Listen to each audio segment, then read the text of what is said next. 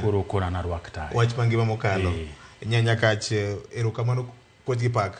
kuom rito okebene andi so la kawuono odele odhiang kendo ma le odhiang manengo rach nengo ne rach go chumine Saendriska rach erokamano ahinya mose jopiny we mokwongo VOJ we agone jo neno wa erokamano ahinya to mag Ramogi TV ing'eni kawuono chenro ni oloko higni 3 nikech kane wachako Ramogi TV ne en dwe mar 11 tarik 29 higa mar 2021 to kawuono nye tich abich ne higni 3 kek nye ni kati tich abich nyo chamora ahinya nolose maber koro tich abich gotieno no cham kek ka to kawuono adwa goye ne joneno wa erokamano nikech chiew mwachiew wuok tich gokinyi pile kwa bire chenro ne oken kayiem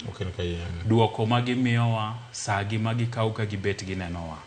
wa bende okwa kawe ka gir tugo wagenogi to kendo pod wabro medo dhi mbele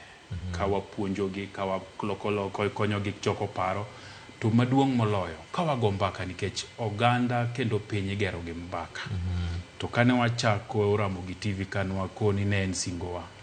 ni wabro loko pach kod ngima oganda wa to mana gi mbaka nyakwar guoko cha pesa wacho gani dongruok maonge dondruok koro mbaka ema kelo dongruok maonge dondruok nikech sama ji obet piny go mbaka kaka wago ga mbaka gi jo winjo wato gi jo nenowa tiyudo ka wayudo pach gi gik magi wachonwa ni timore to kata mana jotelo bende yudo ka nitiere gik ma kawawacho kawakoni gini oyo japiny wacho kama tidhi neno ka nitiere lokruok piny kucha koro mara en mnago erokamano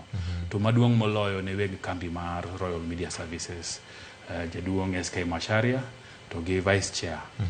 Madam Gadhoni Macharia to gi jotendwa te directors duto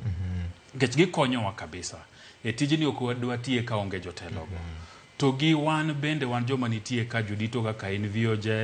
osiepewa kaka Wudo Engwene to gi ji duto matiyo Ramogi TV, Ramogi FM to gi Royal Media Service gisebedo jokorwa gisemiyo tich obedo mayot koro mara en na mar gone gi erokamano to gilamo Nyasaye mondo medwa ndalo mondo medwa rieko mondo medwa mijingo ni tich mwatiyone wamed tiyone to watiyene jopiny erokamano ahinya pod waketo maino e chopo singo nyakora